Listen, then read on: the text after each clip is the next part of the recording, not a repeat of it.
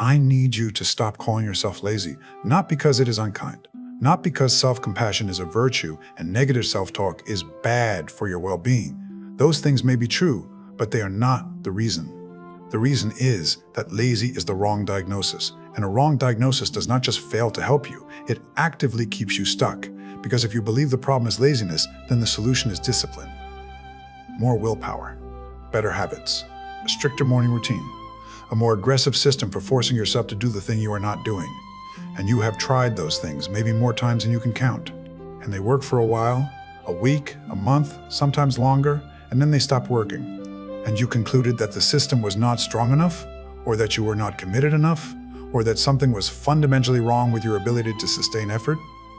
None of that is true. The system stopped working because it was treating the wrong problem. You were using discipline to fight something that discipline cannot touch. You were trying to overcome with willpower, something that willpower was never designed to overcome. You are not lazy. You are afraid. And the difference between those two diagnoses is not semantic. It is not a matter of being nicer to yourself. It is a matter of accuracy, because fear and laziness require completely different responses. And every day you spend treating fear as laziness is a day you are solving the wrong problem with the wrong tools and wondering why nothing changes. This video is about what the fear actually is, where it comes from, why it disguises itself so effectively as laziness that even the people who know better fall for it, and what philosophy, specifically the philosophy of Aristotle, Jung, Adler, William James, and Sartre, says about how to face it in a way that actually works. Let's be honest about what is actually happening. Section 1. Aristotle. Why you are not doing the thing you know you should. Aristotle was the first philosopher to take this problem seriously as a philosophical problem rather than a moral one. And the fact that he did, more than 2,000 years ago, tells you something important about how long human beings have been misdiagnosing this. He called it akrasia. The Greek word is usually translated as weakness of will. But the more accurate translation is acting against your better judgment. Doing or not doing something that you know with complete clarity is not aligned with what you actually want for yourself. Akrasia is the gap between knowing and doing. You know you should start the project. You know you should have the conversation. You know you should make the decision. You know what the next step is. You know that taking it would move you toward the life you want, and you do not take it. Not because you forgot, not because you lack the information, not because you have not thought about it enough. You know, and you still do not move. Aristotle was troubled by this. He thought that if a person truly knew what was good for them, they would do it. That knowledge was sufficient for action, that the person who understood the right course would naturally take it. And then he looked at actual human behavior and discovered that this was not how it worked at all. That people could have complete, accurate knowledge of what they should do and still consistently fail to do it. His conclusion was not that people were weak or morally deficient. His conclusion was that there was a force operating in human behavior that was stronger in certain moments than rational understanding, a force that overrode the better judgment. That made the person choose the lesser good in the moment, even when they knew, clearly, honestly, without any confusion, that the greater good was available. What was that force? Aristotle did not have the psychological vocabulary that we have now, but what he was describing in the language of ancient Greek philosophy was exactly what we would call fear, the specific, visceral, present moment experience of something that feels threatening, not necessarily dangerous in a physical sense, but threatening to the self-image, to the sense of safety, to the version of yourself you have constructed and are protecting, that overrides the rational understanding of what you should do. The person who knows they should start the business but keeps not starting it is not failing to know. They are failing to act in the presence of something that feels more powerful than the knowing. The person who knows they should have the honest conversation but keeps finding reasons to postpone it is not confused about what needs to happen. They are frozen by something that the postponement is protecting them from. Aristotle's gift is the reframe. Akrasia is not a character flaw. It is a specific psychological experience that every human being has had and that every human being struggles with. The presence of akrasia in your life is not evidence that you are broken. It is evidence that you are human. and that the thing you are not doing has something attached to it that your nervous system has identified as a threat. The question is not, why am I so lazy? The question Aristotle is asking is, what does this feel threatening? That is a completely different question. And it leads somewhere completely different. Essay Section 2. Adler, the fear that looks most like laziness. Alfred Adler was an Austrian psychologist and philosopher who broke from Freud and spent the rest of his career building a framework for understanding human behavior that is, in many ways, more practical and more honest than anything Freud produced. His central insight about the behavior that looks like laziness is the one that is hardest to hear. And I am going to say it directly because Adler would not soften it. Sometimes the not doing is not the problem. It is the solution. Not doing the thing, not starting, not finishing, not committing, not fully trying, is sometimes serving a function so important to the person's psychological survival that they cannot give it up without understanding what it is protecting them from. Adler identified what he called the fear of failure and the fear of success as the two most powerful motivators of human inaction. And he made a distinction about each of them that most people never hear. The fear of failure is not the fear of a bad outcome. Everyone knows they might fail. The fear of failure is the fear of what the failure will mean about them, about their worth, about their capacity, about the story they have been telling themselves and allowing others to tell about them, regarding their potential. Here is the specific logic.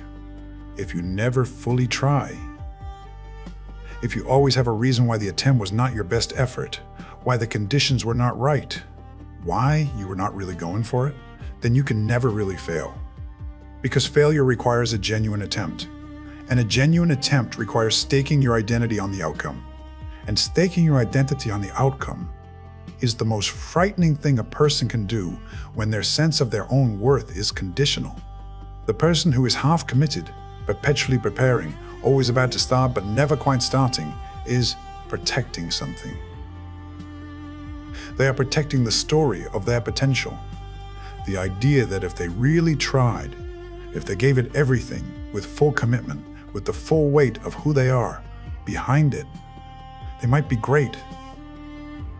That story is precious. It is the last remaining evidence that the life they want is still possible. And a genuine attempt puts that story at risk. Because genuine attempts produce real results, and real results are either confirmation or contradiction. And contradiction, the discovery that even your full effort was not enough, is the thing the not doing is protecting you from. This is why the laziness diagnosis is so dangerous.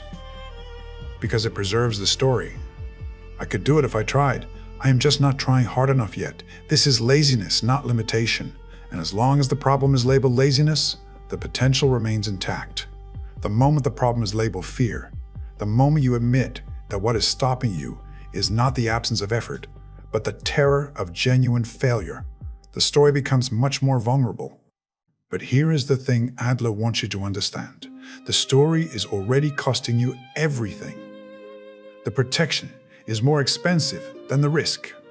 The life you are protecting the potential of, the one that exists in the story, is not being lived. It is being preserved. And a preserved life is not a life. It is a museum exhibit of what your life could have been if you had been willing to risk finding out. Now the other side, the fear of success. This one is even less understood and even more powerful. The fear of success is the fear of what success will demand, what it will take away, what it will expose, what the people around you will think when you become something different from what they are used to you being. It makes certain comfortable stories impossible to maintain. And for many people, the comfortable stories, even the limiting ones, feel safer than the unknown territory of actually having what they want. Adler would tell you, look at the function. What is the not doing protecting you from? Not in abstract. Specifically, what would happen to your relationships, to your self-image, to the stories people tell about you, to your own sense of who you are? If you succeeded, And is the fear of those changes what is keeping you from moving? Because if it is, and for more people than will admit it, it is, then the work is not discipline. The work is understanding what the success you say you want is actually threatening in you, and deciding whether the protection is worth the price. Carl Jung would look at the laziness diagnosis and say something that sounds strange until you sit with it. He would say, the thing you are not doing is often the thing your shadow is holding. The shadow, in Jung's framework, is everything you have decided is unacceptable about yourself. Everything that got buried because the world around you, your family, your culture, your early experiences, communicated clearly that those parts of you were too much, too dangerous, too wrong to express openly. And one of the most common things that ends up in the shadow is ambition. Not in every person, but in a specific and significant number of people who carry the laziness story, people who were taught, directly or indirectly, that wanting too much was greedy, that standing out was dangerous, that the desire to be great, or to build something significant, or to have more than the people around you had was a form of selfishness that should be suppressed. Those people learned the lesson well. They buried the ambition. They covered it with a safer story. I am not that motivated. I do not really care that much. It is not that important to me. And for years, maybe decades, they have lived that story without recognizing it as a story, without seeing the buried ambition pressing against the surface of their daily choices, without connecting the persistent dissatisfaction with the specific thing they decided years ago they were not allowed to want. The ambition does not disappear when it is buried. Nothing in the shadow disappears. It goes underground and surfaces in ways that are harder to recognize, as resentment toward people who are doing the thing you buried, as a sabotage pattern that activates exactly when success is within reach, as the inexplicable restlessness of a person who has everything they were supposed to want and still feels like something essential is missing. That is the shadow's contribution to the laziness story. The not doing is not laziness. It is the buried self in conflict with the performing self. The ambition that was put underground in conflict with the story that covering it up was the right thing to do. Jung's work is the work of making the shadow conscious, of bringing the buried parts into the light, not to act on them blindly, but to own them. To look at the buried ambition and say, I see you. I see you. I know you are there. I know what you want, and I am not going to keep pretending you do not exist. That act of acknowledgement, of saying, yes, I want this. Yes, the ambition is real. Yes, the desire to build something significant is not something I need to apologize for, is one of the most powerful things a person stuck in the laziness story can do. Because the moment the shadow becomes conscious, it loses its power to run your life from underground. The self-sabotage loses its invisibility. The resentment toward others becomes recognizable as information about what you want, rather than commentary on their worth. The restlessness becomes a compass rather than a symptom. Jung is pointing you at the buried thing, not to excavate your entire unconscious in one sitting, but to ask honestly, is there something I decided I was not allowed to want that is actually at the heart of what I am not doing? If the answer is yes, and for many people reading this it is, the laziness was never the issue. The burial was, and what buried things need is not discipline. They need acknowledgement. They need the courage of being named. Essay section 3.5, The Masks Fear Wears, Why You Never Recognized It.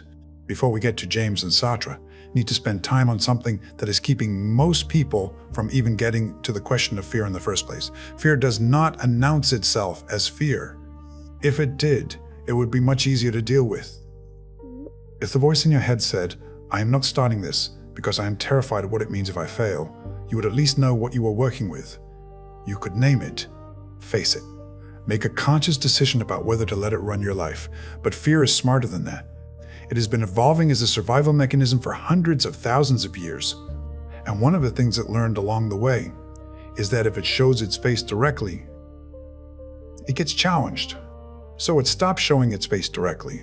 It learned to dress up, to wear costumes that are much more socially acceptable, much more rational sounding, much harder to argue with.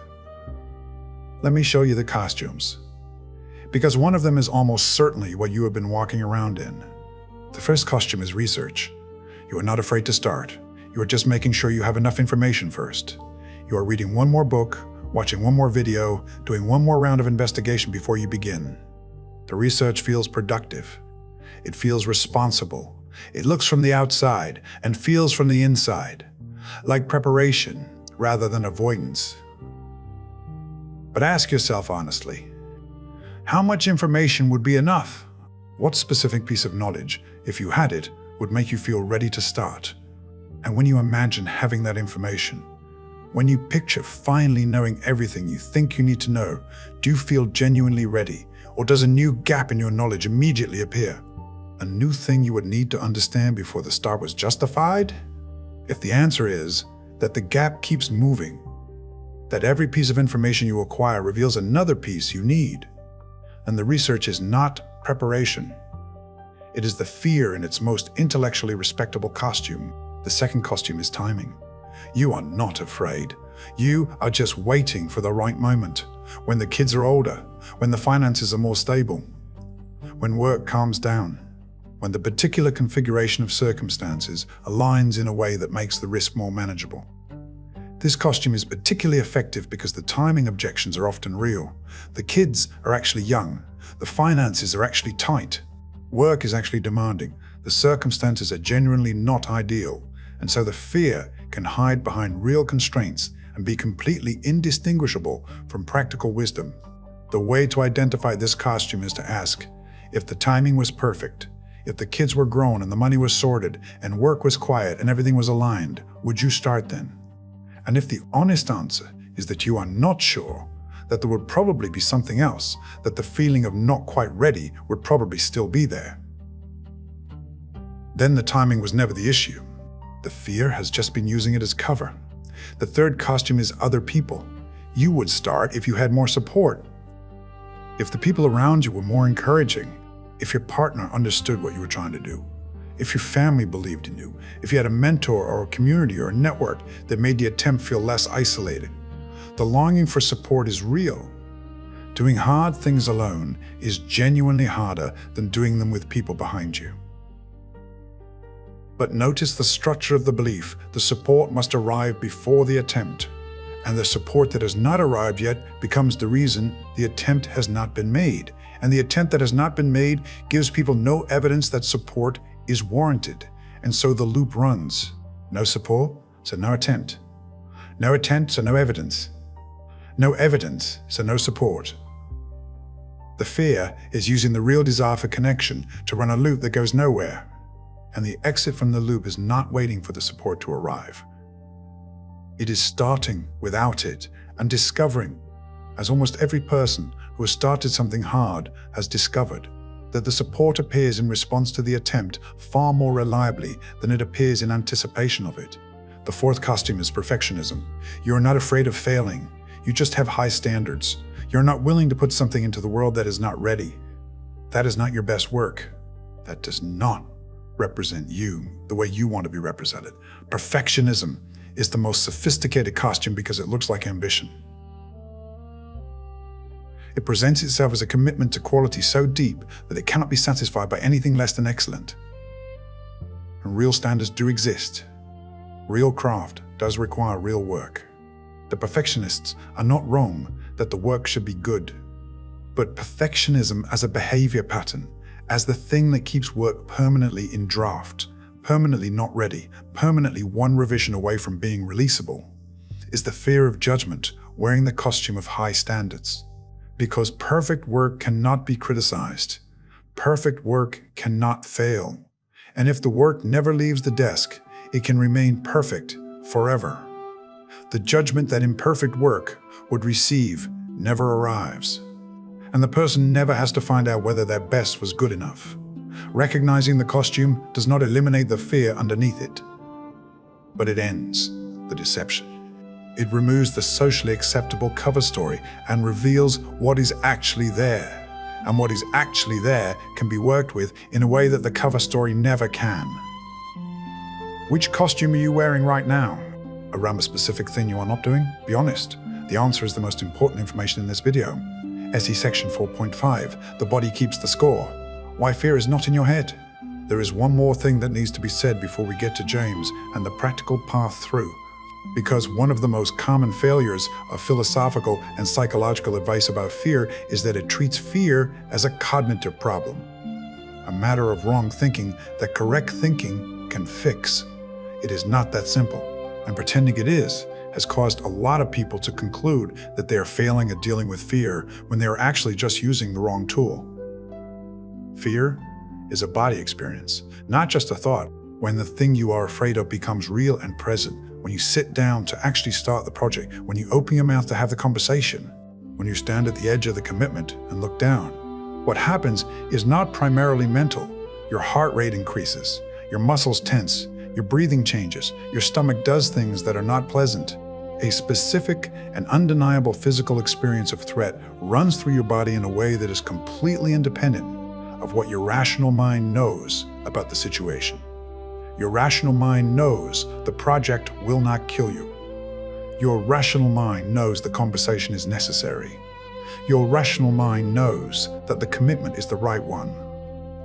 Your body does not care what your rational mind knows.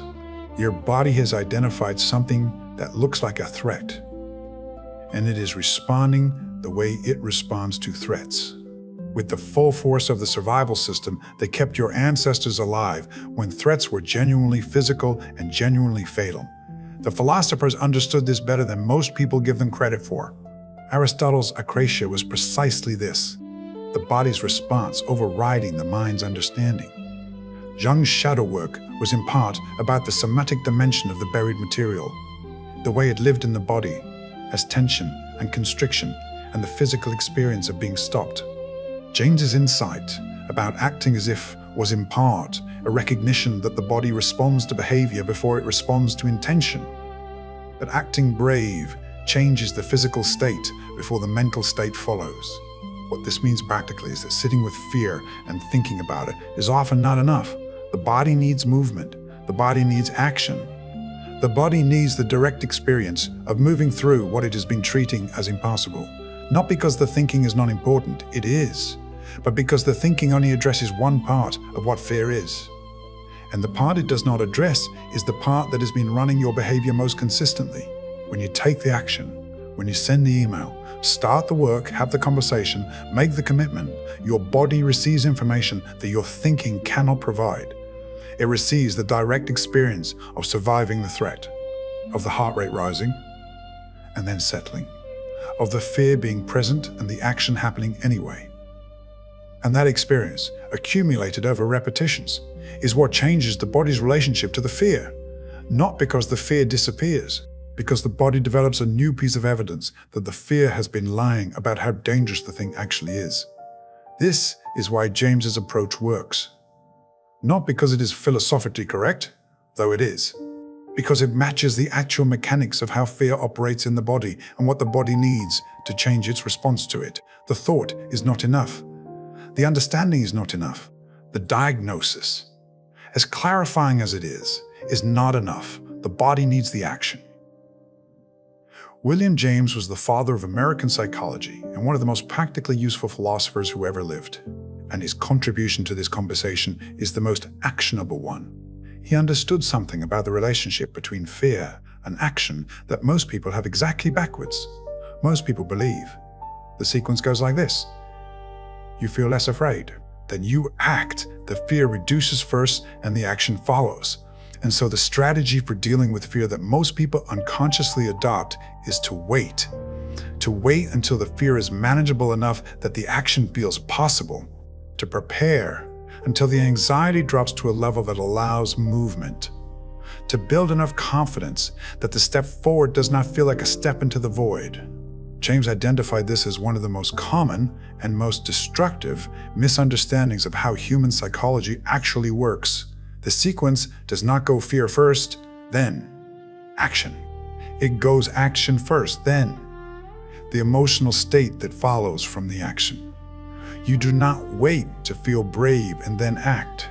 You act, and then, because you acted, you begin to feel the thing that brave action produces, the confidence, the momentum, the evidence of your own capacity that was impossible to generate without the attempt.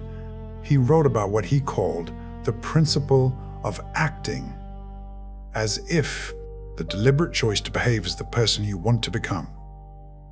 Not the other way around. This is not pretending. This is not positive thinking. This is a precise psychological observation about the causal relationship between behavior and emotional state. The person who acts brave before they feel brave is not performing courage. They are creating it through the act in real time. Applied to the fear that is disguised as laziness, this means something very specific and very urgent. You are waiting to feel ready before you start. You are waiting for the anxiety to reduce before you move. You are waiting for the confidence to arrive before you commit. And James is telling you, with the authority of someone who studied this exact dynamic his entire career, that the waiting is the problem. Not because you are being weak or undisciplined, but because you have the causal relationship backwards. The readiness does not precede the action. The action produces the readiness. The confidence you are waiting to feel before you start the thing is produced by starting the thing. The clarity you are waiting for before you commit is found in the commitment. The evidence that you can do this is only available after you have started doing it. And none of it, not the confidence, not the clarity, not the evidence, is accessible from the waiting position. James would also say this: the longer you wait in the presence of fear, the stronger the fear gets. Not because the thing you are afraid of is becoming more dangerous, but because every day you spend not acting on something you know you should act on is a day you are teaching yourself that the fear is too powerful to move through. You are building a habit of deference, of backing down, of treating the fear as a stop sign rather than a signal. And habits compound. The person who spent 5 years deferring to fear around one specific thing has built a very strong neural pathway of deference, not because they are weak, because every day of not acting reinforced the pattern, and the pattern, left unchallenged, becomes the identity. I am the kind of person who does not do this thing, and the identity becomes the ceiling. James would tell you directly, the only way to change the pattern is to break it, not permanently, not heroically, not with a dramatic declaration. Once, today. One small act in the direction of the thing the fear has been keeping you from, not the whole thing. The next step, the email, the first paragraph, the phone call, the one concrete action that moves you 1 inch in the direction the fear has been blocking. Because one act of moving through fear produces evidence that moving through fear is possible. And that evidence is the beginning of the end of the laziness story. Section 5, Sartre, the fear of freedom itself. Sartre would look at the laziness story and say something that sounds counterintuitive until it lands. He would say, you are not afraid of failing. You are afraid of succeeding and having no more excuses. Sartre believed that the deepest fear available to a human being is not the fear of suffering or failure or death. It is the fear of freedom. The specific, vertiginous terror of standing in front of a completely open future, with no script, no predetermined path, no external authority telling you what to do, and understanding that the choices are entirely yours, that the life that follows is entirely your responsibility, that there is no one to blame and no fate to defer to and no circumstances powerful enough to remove your authorship of what happens next. Most people spend their lives in what Sartre called bad faith, the deliberate, self-deceiving adoption of an identity that removes freedom. I am this kind of person. I do not do that kind of thing. I am not built for that. This is just who I am. These are not descriptions of fact. They are strategies for avoiding the terror of genuine freedom. They are ways of making the open future feel like a closed one, of converting the unlimited possibility of being human into a manageable, predictable, safe set of options. The laziness story is a classic piece of bad faith. If I am lazy, then my not doing is not a choice. It is a characteristic, something that happens to me rather than something I am doing. And if it is something that happens to me, then I am not responsible for it. And if I am not responsible for it, then I cannot be blamed for the life I am not building. And if I cannot be blamed for the life I am not building, then I am safe from the most frightening things Sartre could imagine. The full weight of my own freedom. This is the fear underneath the laziness that nobody wants to name, because naming it removes the protection. Because once you see clearly that the not doing is a choice, that the bad faith is a choice, that the identity of laziness was adopted rather than given, you are left standing in the open field of your own responsibility. And the open field is terrifying. But here is what Sartre offers alongside the terror. He says that the terror and the freedom are the same thing. The thing that is frightening about genuine freedom is that it is genuine. It is real. The future is actually open. The choices are actually yours. The life you build from here is actually being built by you through your decisions in real time. And that same reality, the openness, the genuine authorship, the fact that the future is not written yet, is the most important truth about your situation, because it means the story is not finished. It means the laziness identity is not permanent. It means the not doing does not have to be the final answer, because it was never fate. It was a choice.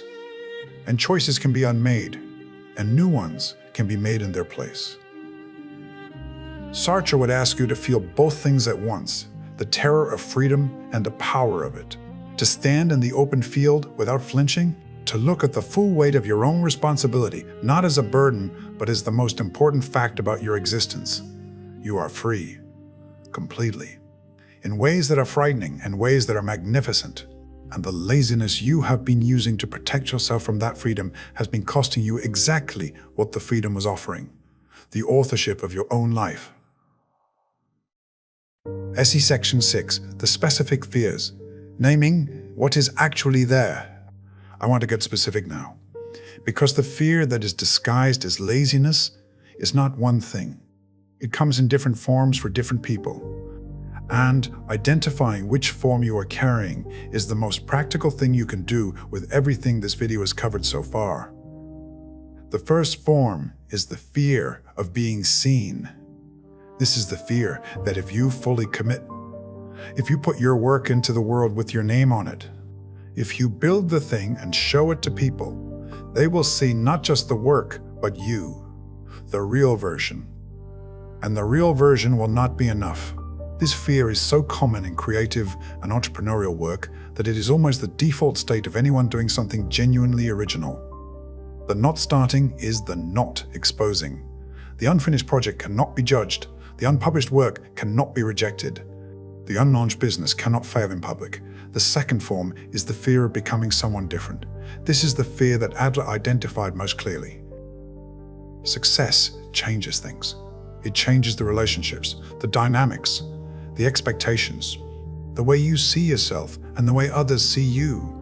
For people who are deeply attached to their current relationships, to the specific way they fit into the lives of the people around them. The threat of becoming someone who no longer fits is genuinely terrifying. The not doing is the staying is the protection. The third form is the fear of finding out. This is the deepest one and the least talked about. The fear that if you really try, if you give everything you have to the thing that matters most, and it is still not enough, you will have to live with the knowledge that the not trying was protecting you from. The knowledge that your best was not good enough. That the gap between who you are and who you would need to be is not closable by effort alone. That the dream was not achievable even with full commitment. This fear is so devastating in its implications that the not trying feels like the only rational response to it. Because as long as you have not tried everything, you can tell yourself that the outcome is unknown. And unknown is hope. And hope, even the thin, diminishing hope of the person who has been not trying for years, feels better than the certainty of insufficient. The fourth form is the fear of repetition. This is specific to people who have tried before and it did not work, who put themselves forward and got knocked back, who committed and were hurt, who built something and watched it fail. The not doing now is not protecting them from the first failure, it is protecting them from the second one. from confirmation that the first time was not bad luck, from evidence that the pattern is real. And this one is the most understandable, because unlike the other fears, which are all in some sense about an imagined future outcome, the fear of repetition is grounded in actual experience. The pain was real. The failure was real. The cost of the previous attempt landed in a specific and unforgettable way. And the not doing now is not irrational. It is the very rational conclusion of a person who has direct personal evidence that trying is painful. What Adler would say to this person, gently and directly, is that the protection is understandable, but the accounting is incomplete. The pain of the previous failure was real. What is also real is everything the failure taught. Every piece of understanding it produced, every way it made the next attempt more informed and more capable than the previous one. The failure was not just loss, it was also education. And the person who refuses to use the education because they cannot face the possibility of another failure is not protecting themselves from pain. They are protecting themselves from growth. The fifth form is the fear of deserving. This is the quietest one and the most common. The not doing is not about failing. It is about a deep, pre-verbal, rarely examined belief that the thing you want is not for you, that the life you want is for other kinds of people, and people who are smarter, or better connected, or more talented, or more together, or who started earlier, or who did not make the mistakes you made, or who simply have some quality that you secretly believe you lack. This fear does not announce itself as a belief about deserving. It announces itself as realism, as being honest with yourself about what is possible, as the mature recognition that not everyone gets everything they want and that you are one of the people who does not get this particular thing. But trace it back far enough of what you find. Underneath the realism, underneath the mature acceptance, is a wound, a specific moment or series of moments where the message arrived, clearly or subtly, that you were not the kind of person who got to have what you wanted, that the wanting itself was presumptuous, that your reach exceeded what your circumstances or your worth entitled you to. That message was wrong. It was always wrong. It was always wrong. But it got in early, before you had the conceptual tools to examine it, and it has been running in the background of your not doing ever since. Jung would say, this is not realism.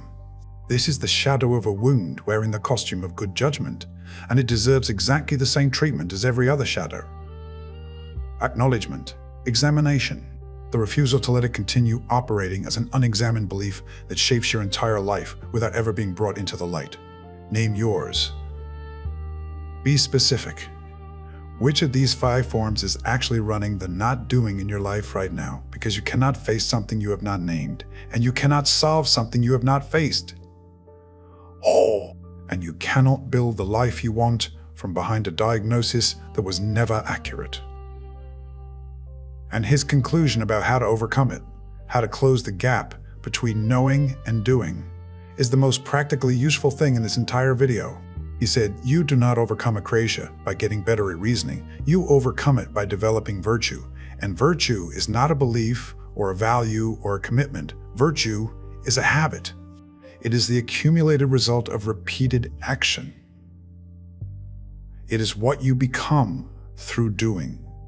This means something very specific for the fear that is disguised as laziness. You do not overcome the fear by understanding it better. You have understood it for years. Understanding is not the gap. The gap is between understanding and acting in the presence of the understanding. You overcome it by acting. Once, in the presence of the fear, without waiting for the fear to reduce, without waiting to feel ready, without the full confidence or clarity or certainty that your nervous system is demanding as a prerequisite for movement. Once. Today. The smallest possible action in the direction the fear has been blocking.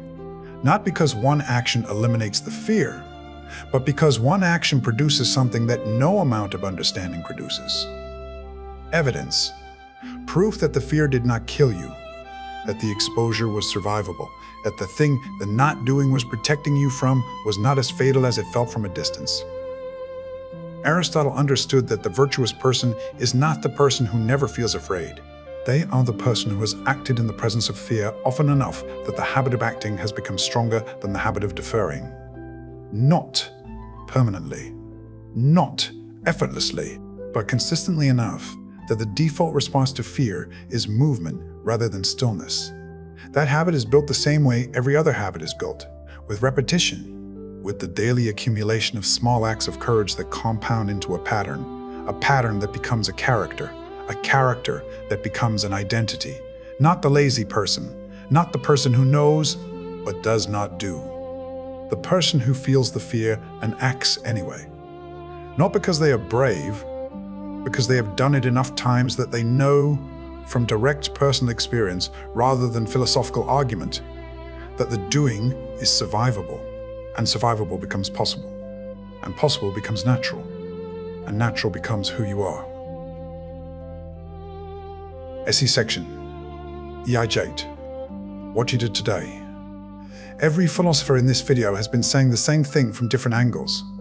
Aristotle says acrasia is not a character flaw, but a psychological experience that yields to the habit of action. Adler says the not doing serves a function, protection from the risk of failure or the threat of change, and understanding the function is the first step to releasing it. Jung says the ambition buried in your shadow is pressing against the surface of your life as restlessness and resentment and self-sabotage and needs to be acknowledged and owned, not suppressed more deeply.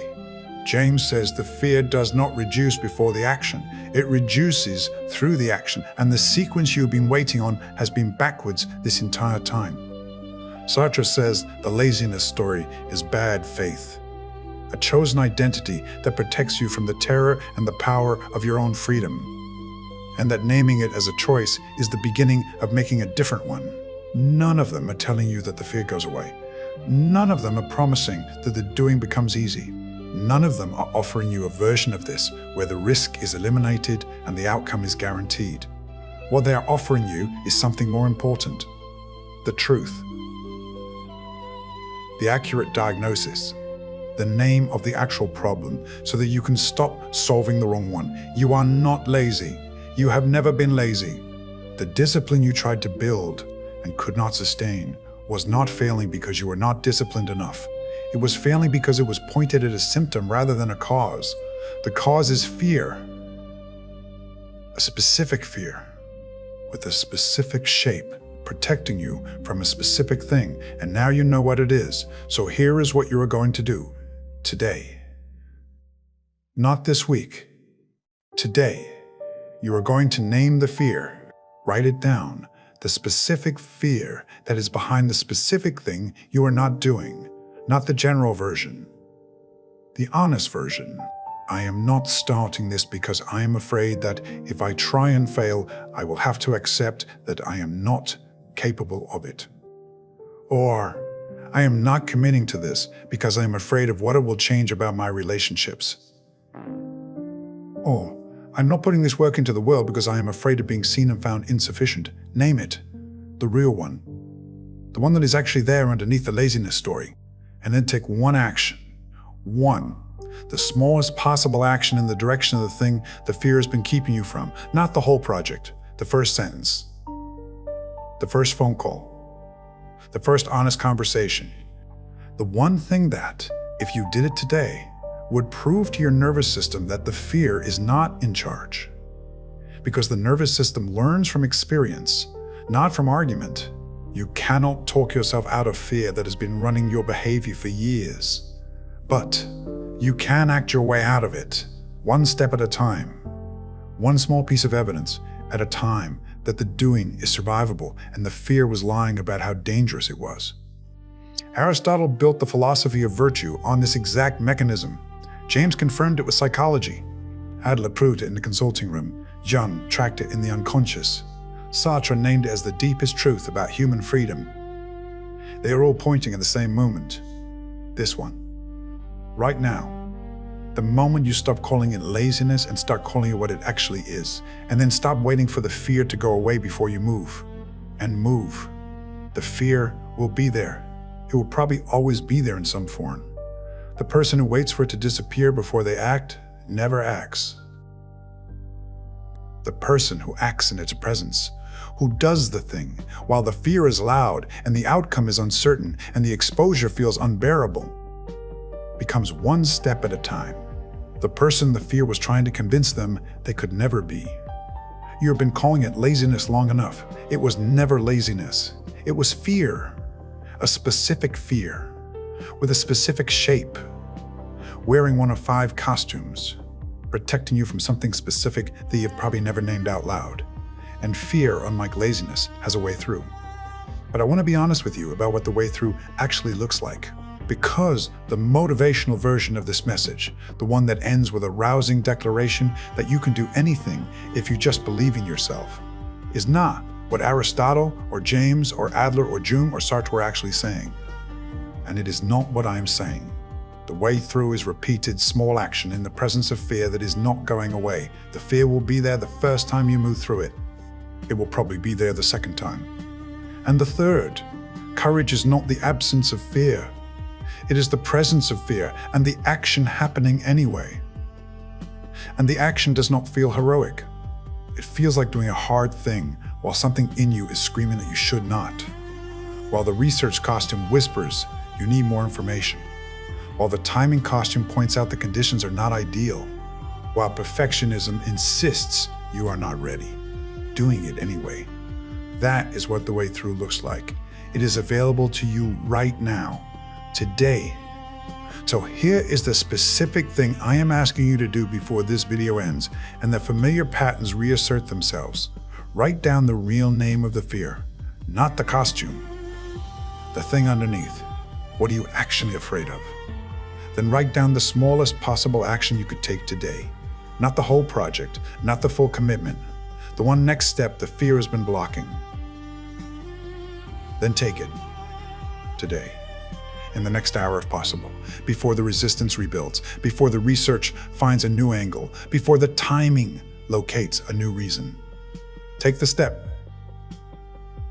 Because Aristotle was right. Virtue is built by doing.